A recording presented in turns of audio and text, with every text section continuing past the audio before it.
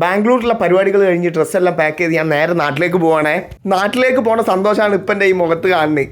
റാപ്പിഡോയിൽ ബൈക്കാണ് ഞാൻ ബുക്ക് ചെയ്ത് 2 മിനിറ്റ് കൊണ്ട് വേഗം ആശാൻ എത്തിയേ. പടച്ചോനെ എങ്കിലും നമ്മളെ കാത്തോളിന്ന് പറഞ്ഞിട്ടാണ് ഞാൻ ബാക്കിൽ മൂപ്പരെ കൂടെ ഇരുന്നത്.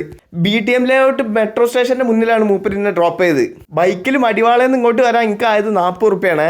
ഫസ്റ്റ് ടൈമാണ് ഞാൻ ഇവിടുത്തെ മെട്രോ സ്റ്റേഷനിൽ കയറുന്നത്. ഓ എന്താ വൃത്തി, അടിപൊളി. ഇവിടുന്ന് ഞാൻ ടിക്കറ്റ് എടുത്തു. നേരെ എടുത്തത് യശ്വന്ത്പൂർ റെയിൽവേ സ്റ്റേഷനിലേക്കാണ് കേട്ടോ. ഇവിടുന്ന് അവർക്കുള്ള ടിക്കറ്റിൻ്റെ പൈസ എന്ന് പറയുന്നത് 70 റുപ്യാണ്. ഒരു കിടിലം മെട്രോ സ്റ്റേഷൻ തന്നെയാണ് കേട്ടത്. ഈ ഒരു പ്ലാറ്റ്ഫോം എന്ന് പറയുന്നത് താഴ്ന്ന് കുറച്ച് മേലേക്ക് കയറിയിട്ടാണ്. അതുകൊണ്ട് തന്നെ ആകാശവും ഈ ഒരു പ്ലാറ്റ്ഫോമും ഒക്കെ ഒരു സെയിം ലെവലിൽ നിൽക്കണ പോലെ തോന്നുന്നുണ്ടായിരുന്നു. ടിക്കറ്റിൻ്റെ കൂടെ എനിക്ക് ഇവർ ഈ ഒരു കോയിനും തന്നിരുന്നു. ഞാൻ വിചാരിച്ചത് വീട്ടിൽ കൊണ്ടുപോകാനുള്ളതാണ് എന്ന്. അങ്ങനെ കുറച്ചു നേരം വെയിറ്റ് ചെയ്തപ്പോൾ നമ്മളെ വണ്ടി എത്തിയിട്ടാ. ഇതാണ് നമ്മളെ മെട്രോ. ഉള്ളിലേക്ക് കയറിയപ്പോൾ സീറ്റ് മൊത്തം ഫുള്ളാണ് കേട്ടോ. പിന്നൊന്ന് ഇറങ്ങി മാറി കയറേണ്ട ഒരു ആവശ്യം ഉണ്ടായിരുന്നു. അവിടുന്ന് കയറാൻ നിൽക്കുമ്പോൾ ഞാനായിരുന്നു ലൈനിൽ ഫസ്റ്റ്. എല്ലാവരും ബാക്കിയുള്ളവരൊക്കെ എൻ്റെ ബാക്കിലായിരുന്നു. കുയി അങ്ങനെ ഒരു സെൽഫി വീഡിയോ എടുത്തപ്പോൾ കണ്ടില്ല, കണ്ടിട്ട് നോക്കിയിട്ട് കള്ളൻ. മൂപ്പര് ഞാൻ ഉൾപ്പെടുത്തിയതിൽ ഓരോരോ സ്റ്റോപ്പ് എത്തുമ്പോഴും ആൾക്കാർ കൂടി വരുമായിരുന്നു. ബാംഗ്ലൂരല്ലേ, പറഞ്ഞിട്ട് കാര്യമില്ല.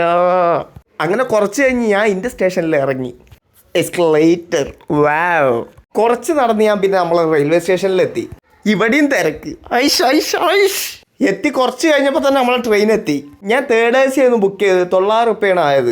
ബസ്സിന് ഇതിനേക്കാളും കൂടുതലായിരുന്നു ഞാൻ റേറ്റ് നോക്കിയപ്പോൾ. ട്രെയിനിൻ്റെ ഉള്ളിലത്തെ അവസ്ഥ ഇതായിരുന്നു. അത്യാവശ്യം കുഴപ്പമില്ലാത്ത വൃത്തി ഉണ്ടായിരുന്നു കേട്ടോ. ഫുഡ് ഓർഡർ ചെയ്തിരുന്നു ഞാൻ സൊമാറ്റോയിൽ. ഫുഡ് എന്താണെന്ന് ഞാൻ നിങ്ങൾക്ക് കാണിച്ചു തരാം. ആ ഫുഡ് കവറിൻ്റെ ഉള്ളിൽ കോംപ്ലിമെൻ്റ് ലെറ്റർ പോലെ ഒരു സംഗതി വെച്ചിരുന്നു കേട്ടോ. അതെനിക്ക് ഇഷ്ടമായി. പിന്നെ ഞാൻ ആ ബോക്സ് ഓപ്പൺ ചെയ്തു. അത് ഞാൻ നിങ്ങൾക്ക് കാണിച്ചു തരാം കേട്ടോ. ഫ്രൈഡ് റൈസും ചിക്കൻ കടായും ഒന്നാ കഞ്ഞി പോലെ ആയിരുന്നു മിക്സായിട്ട്. വിശപ്പുള്ളതുകൊണ്ട് അതൊന്നും ഒരു വിഷയമല്ല. ഞാൻ നല്ലോണം കഴിച്ചു, ഫുള്ളാക്കി കഴിച്ചു. ട്രെയിനിൻ്റെ ഉള്ളിൽ തന്നെയുള്ള ഒരു വേസ്റ്റ് ബാസ്ക്കറ്റിൽ ഞാൻ എൻ്റെ വേസ്റ്റ് കൊണ്ടുപോയിട്ടേ.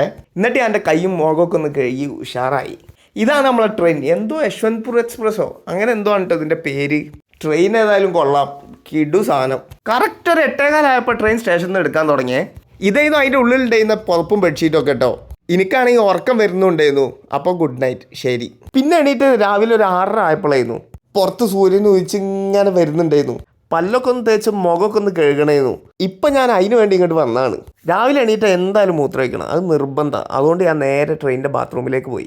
അതിൻ്റെ ഉള്ളിലത്തെ സ്ഥിതി ഇങ്ങനെയായിരുന്നു, കുഴപ്പമൊന്നുമില്ല, വൃത്തി ഉണ്ടായിരുന്നു. അങ്ങനെ കുറച്ചും കൂടെ കഴിഞ്ഞപ്പോൾ ഞാൻ പരപ്പനങ്ങാടി എത്താനായി. ഇതാ നോക്കൂ.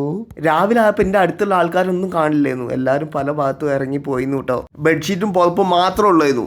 അങ്ങനെ ഞാൻ നമ്മളെ നാട്ടിലെത്തി, പരപ്പനങ്ങാടി. ഇതാണ് നമ്മളെ ട്രെയിൻ കേട്ടോ. അപ്പോൾ ഇതൊക്കെ ആയിരുന്നു ബാംഗ്ലൂരിൽ നിന്ന് നമ്മളെ നാട്ടിലേക്കുള്ള യാത്ര. അപ്പോൾ ഇന്നത്തെ എൻ്റെ വീഡിയോ ഇത്രയേ ഉള്ളൂ. വീഡിയോ ഇഷ്ടമെങ്കിൽ ലൈക്ക് ചെയ്യുക, ഷെയർ ചെയ്യുക, ഫോളോ ചെയ്യുക. അപ്പോൾ ഞാൻ അടുത്ത വീഡിയോ ആയിട്ട് വരാം. എല്ലാവരോടും ബൈ.